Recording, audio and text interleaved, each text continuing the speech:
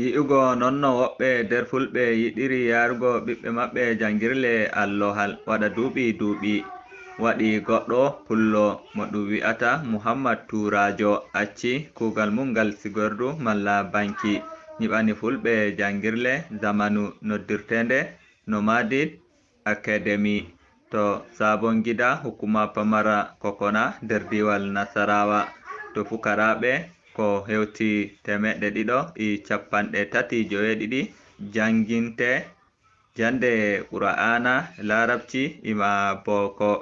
Gwamnati diwal Nasarawa les ardungal injiniya Abdullahi Sule waddi wallinde kare nyamdu kolte bokitiji lotan idage malla katifaji fukkundi ngam wallitaki jangirde nden.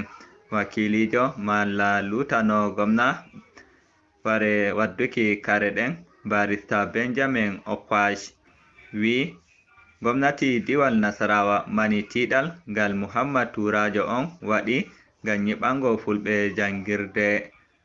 To o wi gwamnati no fa'a yeso i wallitaki jangirde nden kala ko nde mari haaje fuu. Boliɗe mako ardiɗo jangirde Nomadic Academy Sabon Gida Muhammad Turajo o holli sewo makko nden o yetti gwamnati diwal Nasarawa ɓe wallinde nde wallitiɓe nden o holli suno mako dow no woɓɓe fulɓe giɗa yaruki ɓiɓɓe maɓɓe jangirle. To o noddi bandiraɓe fulɓe joɗiɓe hukumaji pamari fere nder diwal Nasarawa dow gaddowa ɓiɓɓe maɓɓe jangirde ndehen nden o noddi fulɓe fu to tawa nder diwe lesdi Nigeria tiiɗa nastinki ɓiɓɓe maɓɓe jangirle.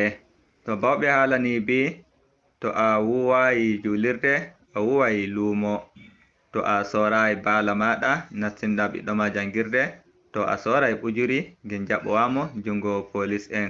Sai en mbiya jomirawo walla. Kero rahoto ngol on ɗon Ayuba Lamiɗo Munyal KRTV International iga lafiya Nigeria.